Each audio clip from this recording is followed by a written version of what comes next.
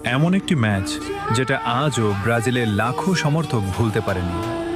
আমি এই কথা কেন বলছি আপনারা এই ম্যাচটা দেখলেই বুঝতে পারবেন।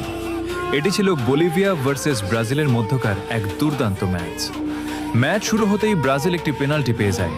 পেনাল্টি নিতে আসেন ব্রাজিলের অন্যতম সেরা খেলোয়াড় নেইমার, কিন্তু ভাগ্য আজ নেইমারের সাথে ছিল না। তিনি পেনাল্টি মিস করে বসেন। এতে ব্রাজিলের সমর্থকেরা কিছুটা হতাশ হয়ে পড়ে, কিন্তু তাতে কি হয়েছে? এটা তো ব্রাজিল।